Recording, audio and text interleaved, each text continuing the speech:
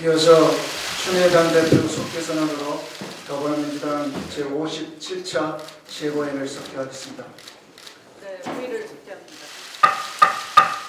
춘혜당 대표 발언 있겠습니다. 우선 대한민국 최초로 유엔 사무총장으로서 10년간 국제사회에 헌신하다가 귀국하신 박기문 사무총장님의 귀국을 환영합니다. 그러나 어제 박기문 전 총장의 귀국 인사는 대단히 실망스러웠습니다. 반 전 총장님 말씀처럼 10년이면 세월도 바뀌어야 하는데 지난 이명박 박근혜 10년 가까운 세월은 태생과 퇴보의 세월이었을 뿐입니다. 반 전 총장께서 지적한 그대로 우리나라를 총체적 난관으로 몰아간 사람들이 바로 반기문 총장 옆에 서 있는 이명박 박근혜 정권의 사람들입니다. 지난 10년간 나라를 망치며 이명박 박근혜 정권의 패권과 기득권을 마음껏 누렸던 사람들과 도대체 무엇을 함께 하시겠다는 것인지 궁금하기 짝이 없습니다. 더구나 우리 국민들은 다음 대통령의 주요 자질로 강한 도덕성을 꼽고 있습니다. 반기문 총장 귀국 직전 형과 사촌이 뇌물죄로 기소가 돼 있는 상황입니다. 국내에서는 현직 대통령이 뇌물죄의 의혹을 사면서 국제사회에 망신을 사고 있는 상황입니다.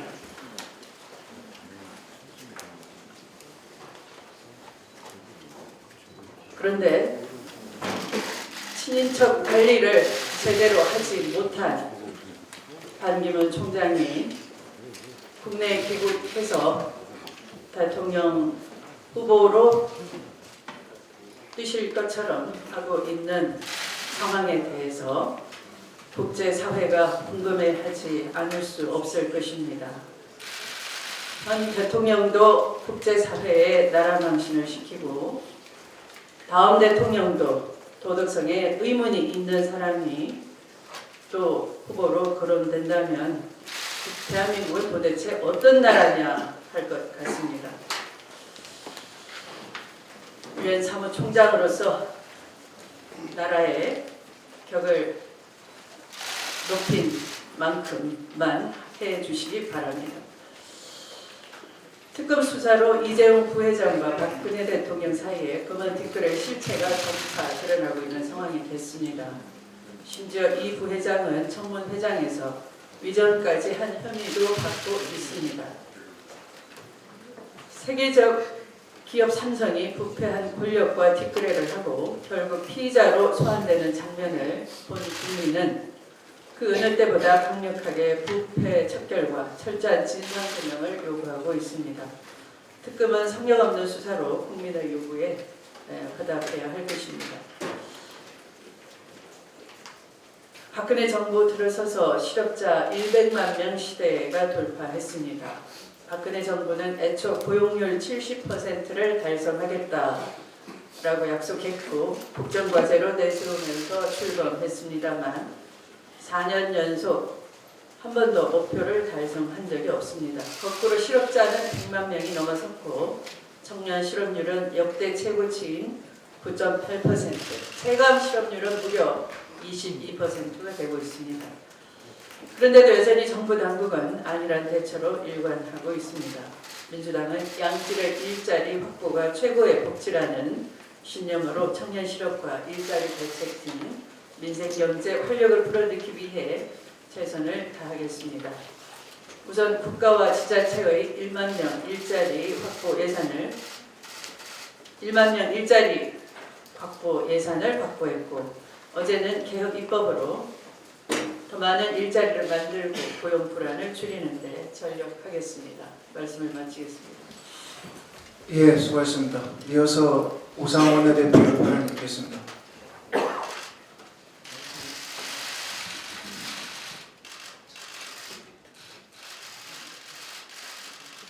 네, 발언을 못하게 하려고 마이크가 내려가서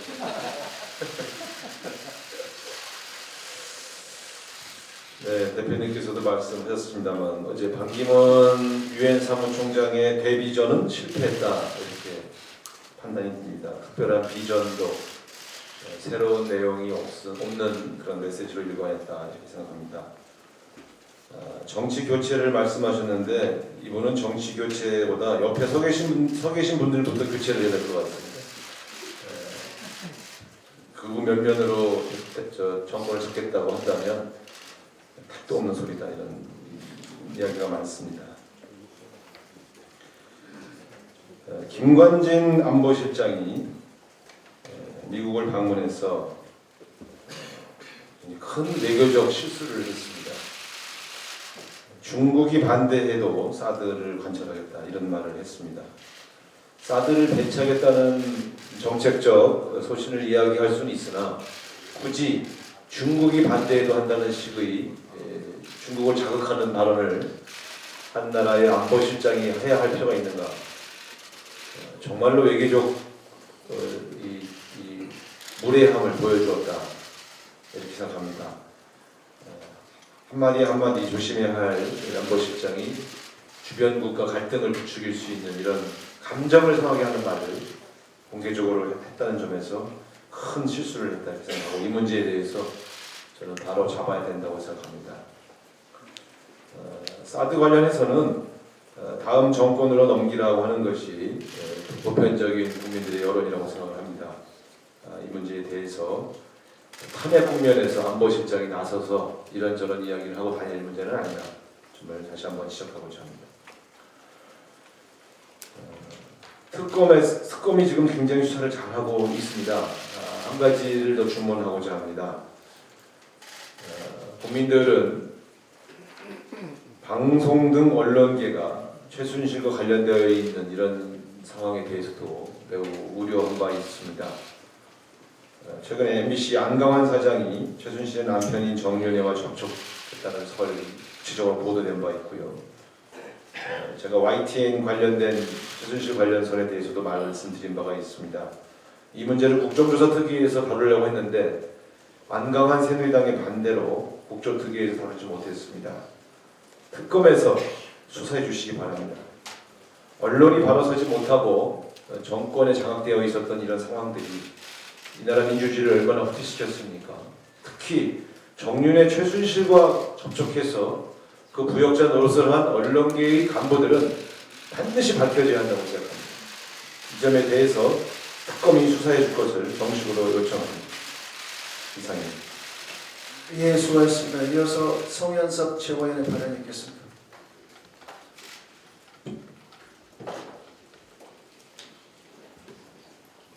반기문 전 유엔 사무총장 검증은 이제부터 시작입니다. 제가 지난해 10월 5일과 12월 28일, 23일 세 차례에 걸쳐서 반기문 전 유엔 사무총장과 관련된 문제를 거론한 바 있습니다. 반 전 총장의 동생 전 경남기업 고문 한기상 씨의 아들인 반주연이 경남기업의 랜드마크 72 건물을 매각해 주겠다며 경남기업에 거짓 의향서를 제출하고 6억 5천만 원을 편취한 사건과 관련해서 경남기업은 반주연에게 소송을 제기하였고 반주연의 행방불명으로 경남기업이 공시송달로 승소한 바 있습니다.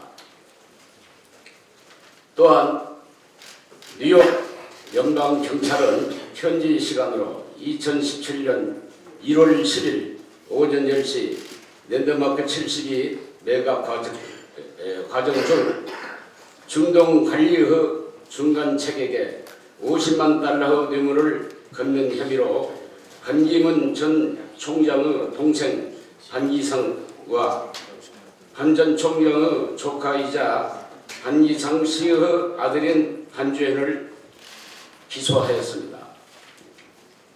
미국 법원의 T금융사 매니저 사칭 사기 사건을 포함한 최소 13건의 반주현 시의 연루 소송과 랜드마크 72 사건에 대하여 반 전 총장이 해결할 것을 수차례 제가 요청하였으나 묵묵부담으로 일관하다가 결국 대한민국에 국제적인 망신을 끼치고 말았습니다. 반 전 총장이 속한 한시 일가의 경남기업 6억 5천만 원의 배상 소송과 국제적 사기 행각에 대하여 즉각적인 검찰 수사를 촉구하는 바입니다. 또한 지난해 12월 반 전 총장이 태광실 박연차 회장으로부터 23만 달러를 수수한 사실이 언론사를 통해서 알려졌습니다. 그런데 어제 반 전 총장은 공항에서 도착하자 기자가 23만 달러에 대한 질문을 하자 불쾌감을 느끼면서 음해라고만 하고 적극 해명을 하지 않고 마쳤습니다. 반 총장이 사실이 아니면은 제가 3차례에 걸쳐서 지적한 대로 언론사를 검찰에 명예고소를 제기하여 의혹을 밝혀야 합니다.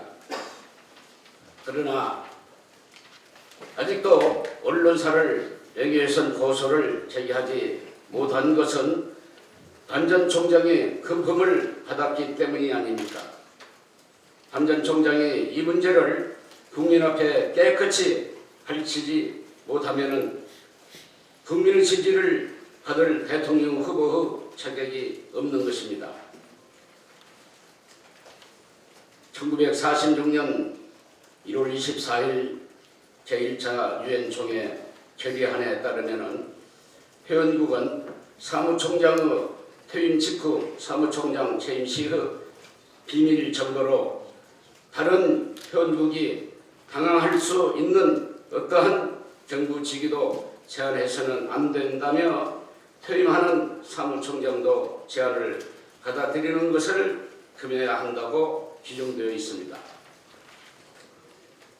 이 규정에 따라 반 전 총장이 한국 대통령 선거에 출마할 수 없다는 것이 유엔 측의 입장입니다. 또한 신임 구테우스 사무총장도 유엔 사무총장 지명에 관한 약정을 들어 반 총장의 출마를 반대하는 입장을 밝힌 바 있습니다. 저는 우리 대한민국의 반기문 유엔 사무총장으로 인해 국제적 망신을 더 사지 않기를 바랍니다. 아울러 반기문 전 총장이 유엔 결의안을 따를 대한민국을 위하여 명예로운 사무총장으로서 남으시기를 바랍니다. 이상입니다. 예, 수고하셨습니다. 이어서 전해철 최고위원 발언 읽겠습니다.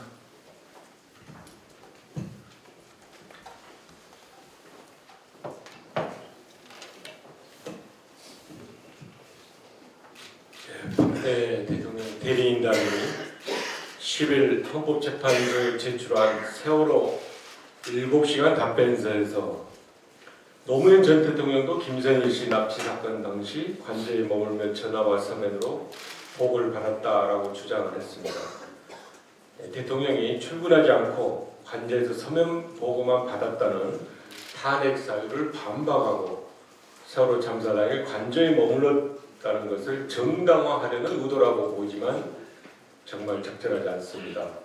노무현 전 대통령은 김선일 씨 피납 사건 당일 아침 6시 59분에 전화로 첫 보고를 받고 이어서 대기 중이던 외교부 차관 등과 7시부터 아침 7시 바로 대책을 논의하는 등 필요한 조치를 하는데 만전을 기했습니다.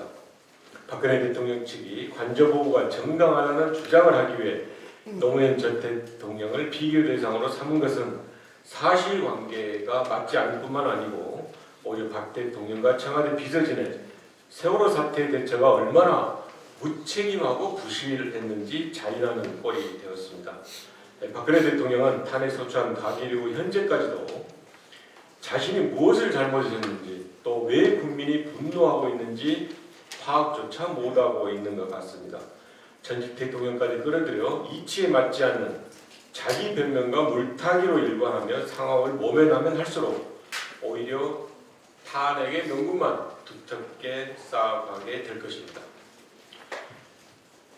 특검이 수사 개시 후 지난 20일간 신속하고 효과적으로 수사하기 위해 노력해왔다라고 평가를 합니다. 하지만 특검의 수사에 아쉬운 부분이 없지는 않습니다. 이 국정농단 상태의 정점에 있는 핵심 실세인 김기춘 전 비서실장, 우병우 전 민정수석, 조인선 문체부 장관에 대한 수사는 아직 기대에 미치지 못하고 있습니다. 김기춘 전 실장은 문학의 블랙리스트 작성을 처음부터 주도했다는 의혹을 받고 있고, 조인선 장관은 블랙리스트 작성 당시 청와대 정무수석으로 작성과 관리에 관여했고 장관 취임 후 파기를 지시했다는 의혹이 청문회에서 구체적으로 제시되었습니다. 이 사건에 관계된 김종덕 전 문체부 장관 등이 직권남용, 권리행사 방해 등 범죄 혐의가 인정되어 구속된 만큼 이들의 윗선이자 의혹의 핵심으로 지목받고 있는 김기춘 전 비서실장과 조인선 장관에 대한 소환 조사의 필요성은 충분하다고 할 것입니다. 김기춘 전 실장, 조인선 장관에 대한 특검에 신속하고 엄정한 소환 조사가 필요함을 거듭 강조합니다.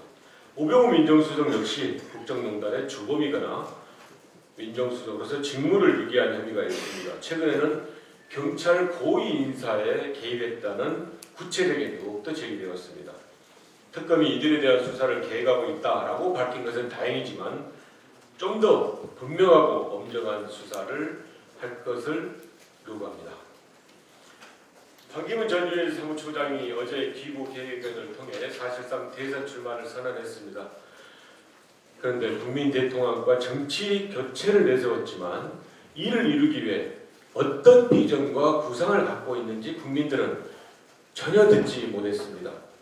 유엔 사무총장의 경력으로 국가 경영의 적임자임을 주장했지만 그 경력만으로 국내의 경제 문제, 일자리 등 민생 문제, 정경 유착 문제, 양극화 문제 등을 해결할 나갈 능력이 있다고 판단할 수는 없습니다. 유엔 사무총장으로 재임하면서 국제 평화와 특히 많은 국민이 기대했던 한반도 문제 해결에 어떤 역할을 했는지 묻지 않을 수가 없습니다. 한일 위안부 협상을 긍정적으로 평가한 것도 과연 국민의 민심을 제대로 알고 있는지 의심할 수밖에 없습니다. 제기되고 있는 개인적 의혹 만만치 않습니다.